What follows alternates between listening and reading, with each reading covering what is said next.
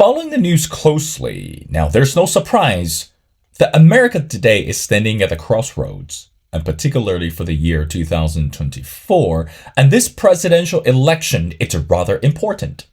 Given the fact more than 74% of American voters do not want to see this rematch between Joe Biden and former US President Donald J. Trump. But meanwhile, third-party candidate Robert Kennedy Jr. also make political waves in a drastic way. Some are very concerned that what is going to happen to the country will direct impact the order of the world. Well, needless to say, at this moment, we don't really know who will be the next president, but we do know that every single vote matters. Voters today in America are rather active and also engaging with the political movement. And no one is quiet, and everyone would like to make their voices towards the political agenda, social and economic changes. Well, ladies and gentlemen, it's such an honor to be back on the show after a while. Again, this is Will, and welcome to this brand new and exciting episode of The Missing Piece. As we mentioned before, the political changes are happening today, not just in the US, but also around the world. But meanwhile, in this episode, it's something rather significant we need to address. And for example, did you know that Chinese American voters today in the city of San Francisco, and that's right, one of the largest cities in the US, and of course, that within one of the largest states in America, which is California. Now, according to the recent news, the Chinese American voters today in San Francisco are looking for drastic changes and within the city. It's not just about being safe on the streets. It's not just about finding better solution for the education policy. As a matter of fact, they're looking for the candidate who could actually speak their language. Now, according to the recent news, that San Francisco is one of the critical cities that we're seeing this business growth, we're seeing this political change, and most importantly, we're seeing that how this country and also how this city it's actually representing and the bigger picture for the future of the country. Well, in this episode, and Will is very honored to speak to Jim Carlton, and he's one of the news reporters at Wall Street Journal, and he came out with a brand new article which is called Chinese Americans Are Pushing San Francisco Towards the Political Center. Now, Jim and we discussed why Chinese Americans today are so active when it comes to political movement in the city of San Francisco, and also how should we unwrap the meaning of that they're pushing San Francisco towards the political center. And do we believe that Chinese Americans today are actually making political changes, and especially the younger generations, even though we're living overseas? But again, as part of the country and as part of the political movement, and we would like to know how the Chinese American voters and especially the younger generations today are making greater effort to this political uncertainty, social and economic agenda. Again, this is the interview between me and the Wall Street Journal reporter, Jim Carlton. Enjoy the show. Well, ladies and gentlemen, it's my great honor to invite our distinguished speaker, and who is Jim Carlton. Again, Jim Carlton is a reporter for the Wall Street Journal. Well, Jim, and welcome to The Missing Piece. Thank you for having me. I'm very happy to be here. Well, Jim, again, as we mentioned in the intro, today, when we look at this political movement, the Chinese Americans today are actually more active than ever.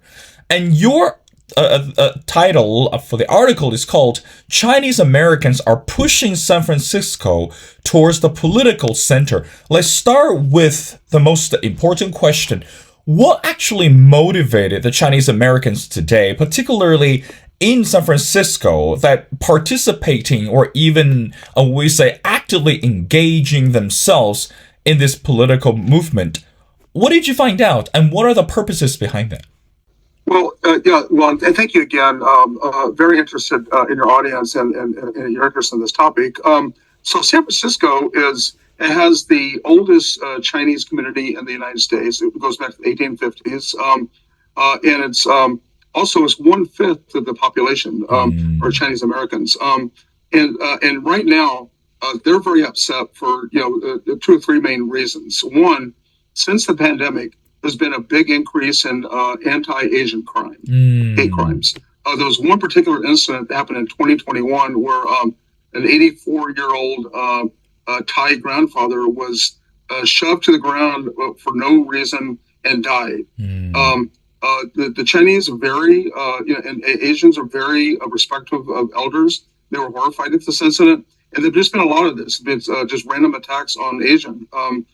And then the San Francisco School Board went after the schools, and they took one of the best high schools, Lowell High School, famous high school here, and basically watered down the eligibility so it'd be a lot easier to get in.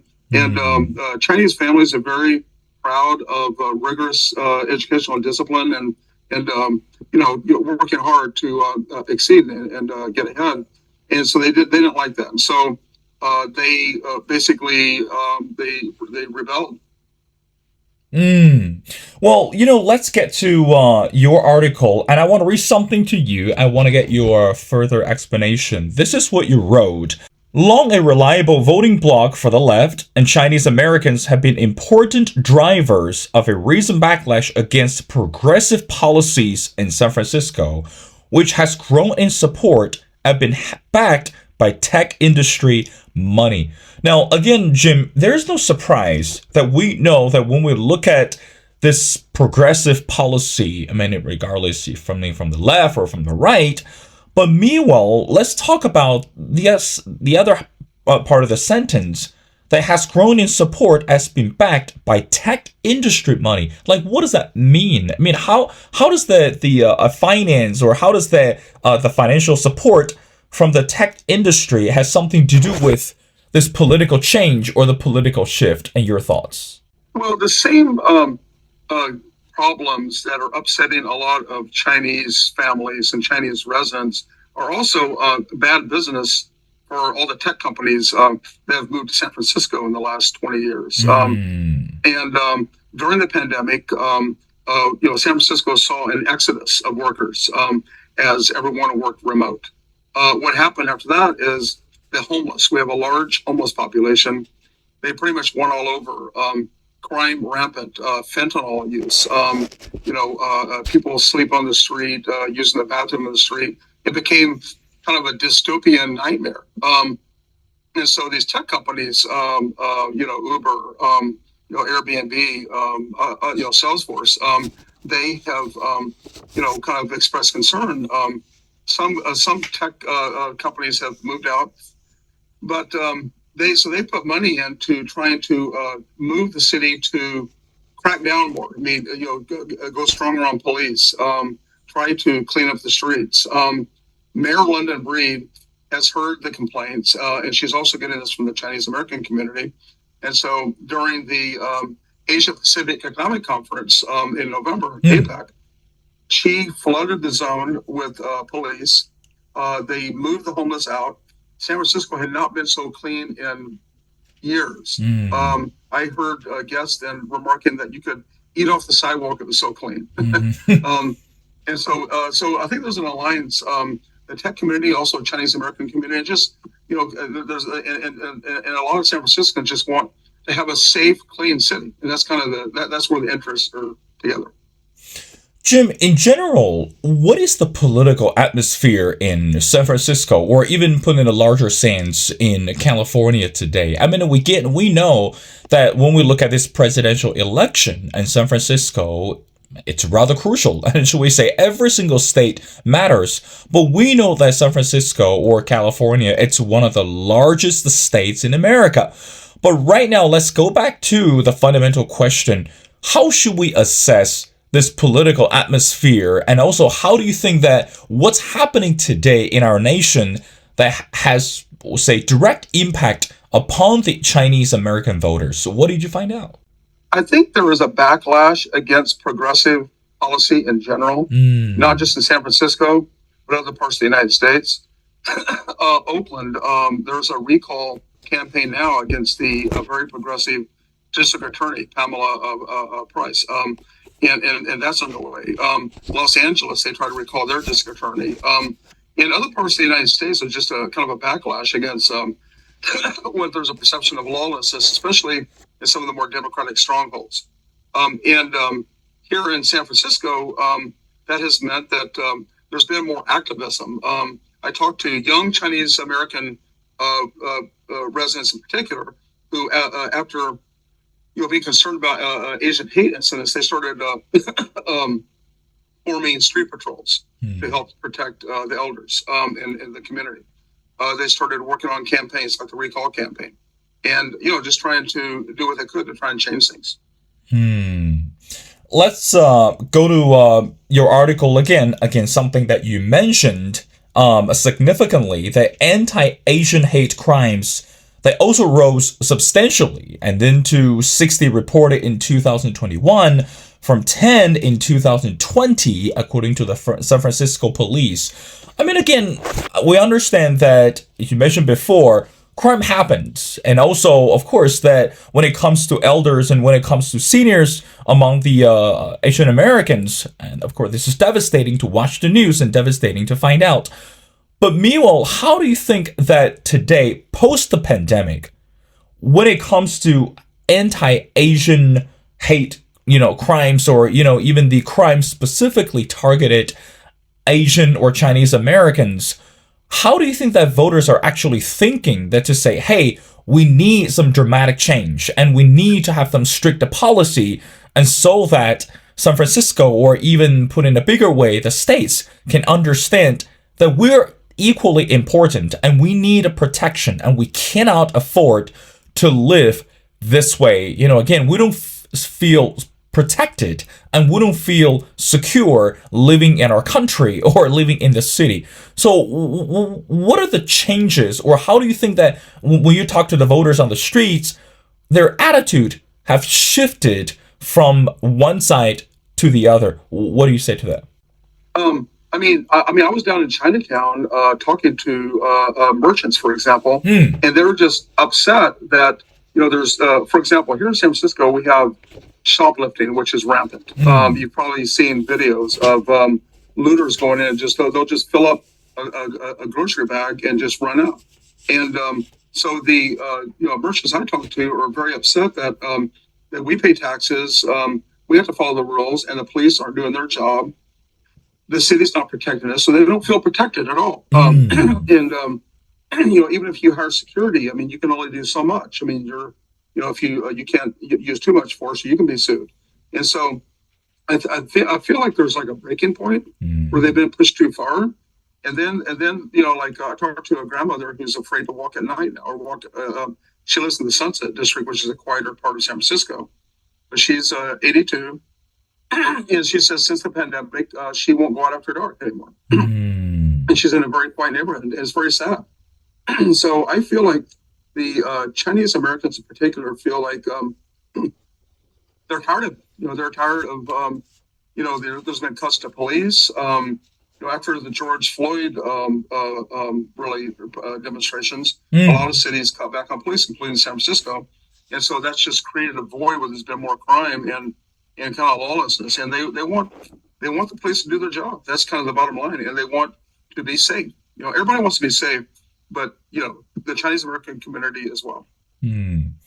Jim, in the article you mentioned, of course, that you shared images regarding the candidates for San Francisco mayor, and you're looking at several political figures who are actively speaking to the Chinese American voters.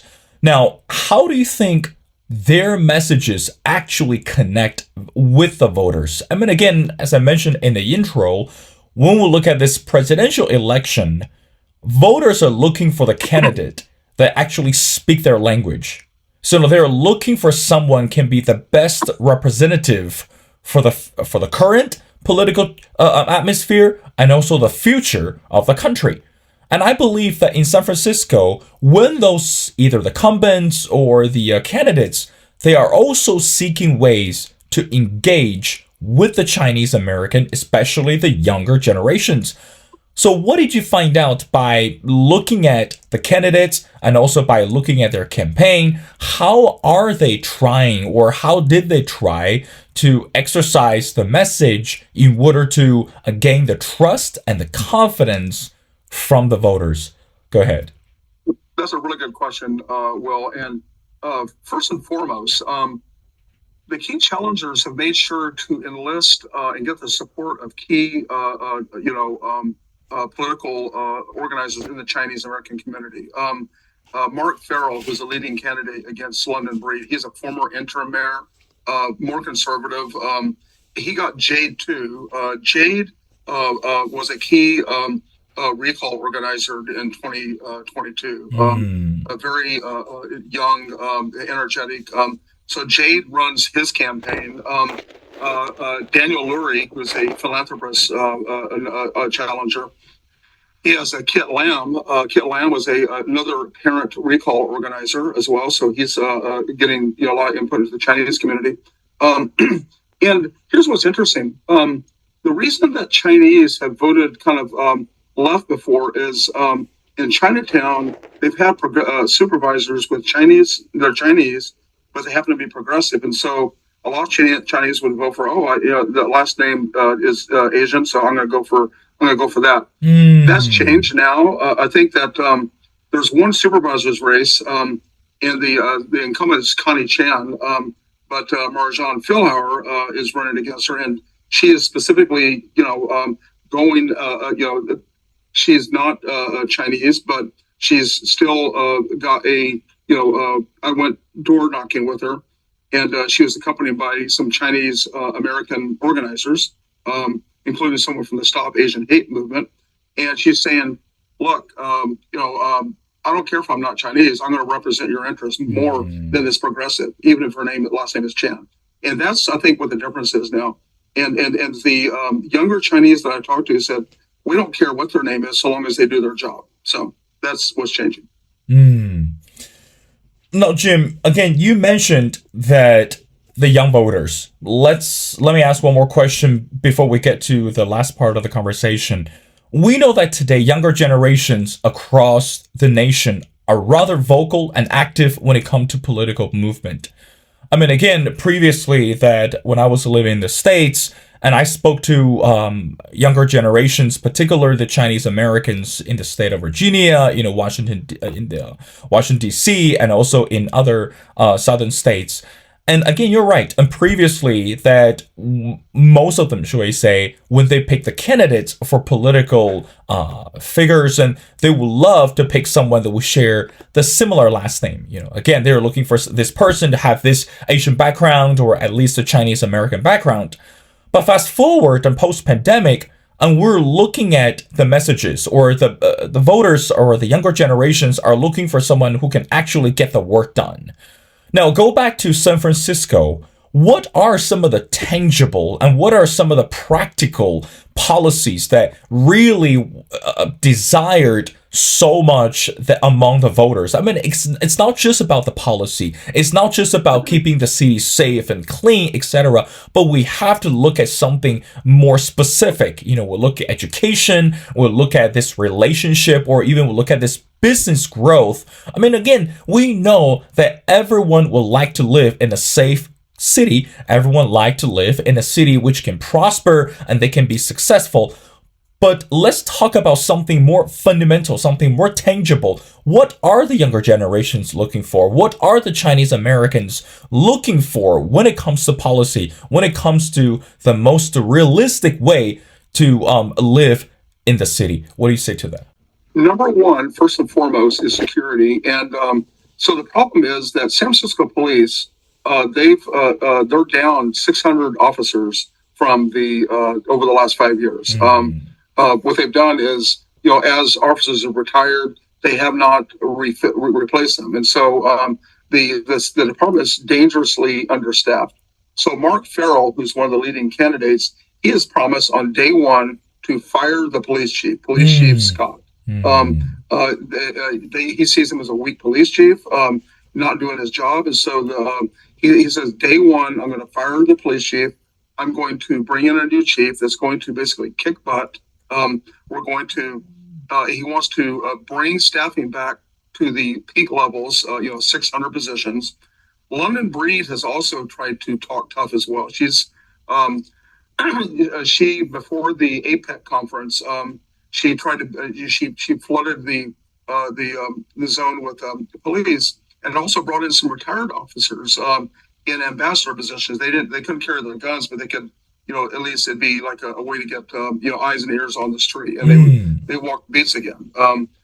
And so on the law enforcement side, that's whether we actually have a progressive named Aaron Peskin. He's the president of the San Francisco Board of Supervisors. His district includes Chinatown.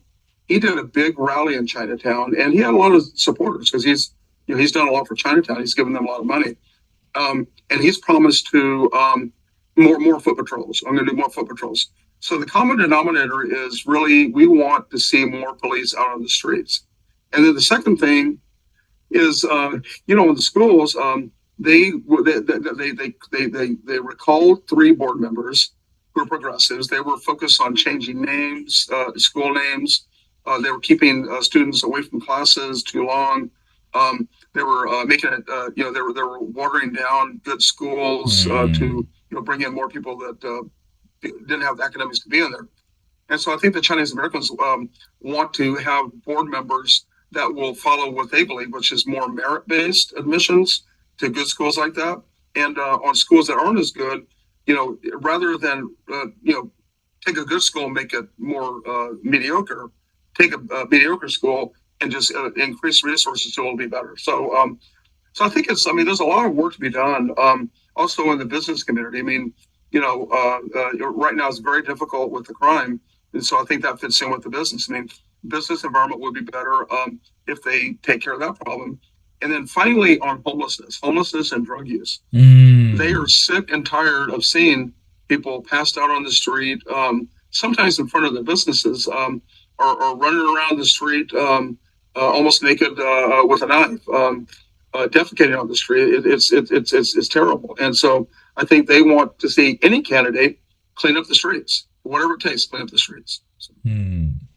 Jim, I want to wrap up our conversation by asking you the last question. Again, your article focuses on the city of San Francisco, but as I mentioned in the intro, we're still looking at this general election in our country, looking at this presidential election. Now, San Francisco, it's only one of the critical and major cities in the US. How much do you believe that when we look at this political change and when we look at this political uncertainty that among the Chinese Americans in San Francisco, that could actually impact or even resonate with a lot of voters beyond San Francisco? I mean, again, we're looking at every single voter that in our country. I mean, again, this election is not just about San Francisco. This election is not just about, Houston, Texas. It's actually beyond that. So when we look at this general atmosphere, look at this, nationwide political change, how much do you think that voters, especially Chinese American voters or Asian voters, are actually looking for the similar messages or looking for the similar changes or even something even better for the future of our country? And what are your final thoughts? Yeah, no, I mean, that's a great question. And I think that what's happening in San Francisco is it's a microcosm of what's happening nationwide. I mean, there's a backlash against progressive policies and lawlessness, which could impact the presidential election. I mean, if Joe Biden is seen as too soft on crime, Trump is, law and order, that could help Trump. I think that's definitely, and in these swing states, Nevada's a big swing state. I know there's a lot of Asian Americans in Nevada. That could there's similar concerns over. There's the Gaza protests on college campuses. There's a lot of a lot of people have said about that. Why is this some of these protests being allowed to go out of control? Minneapolis. There was a protest on the University of Minnesota campuses in New York. These are blue states. I don't think anybody thinks that New York is going to go red over this, but I mean, I think in some swing districts, if it's between a Republican and Democrat in a district, it could benefit a Republican. If And I think also the Democratic candidates are talking tougher on these kind of issues too. And then finally, we have the border. There's the whole border issue, and I think the Chinese Americans probably have some of the same issues as far as the lack of border controls right now. So I think it's very turbulent times here in the United States, sadly, and we seem to be at a crossroads. And I think that Chinese Americans are really kind of in the middle of this, and they're in some ways leading, kind of the backlash against some, what's perceived as kind of lawlessness in this country. So I think they're very pivotal. So They are it'll be indeed. interesting.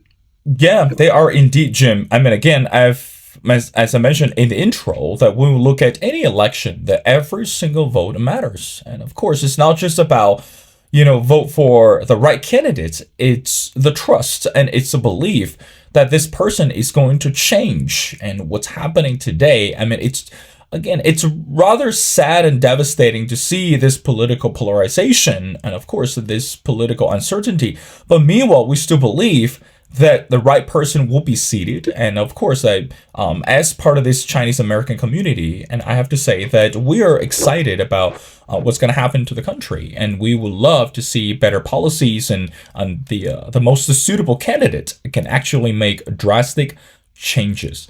Well, ladies and gentlemen, it's my great honor to speak to Jim Carlton. Again, Jim Carlton is a reporter for the Wall Street Journal, and I strongly encourage everyone to go online to check out this amazing article, which is entitled Chinese Americans Are Pushing San Francisco Towards the Political Center. Well, Jim, thank you so much for your time. It's been a pleasure, and we'd love to have you back on the show for our future episodes when we pay attention to the Chinese American communities and also the matters around our nation. So thank you so much for doing this. Thank you for having me. It was really fun. Thank you.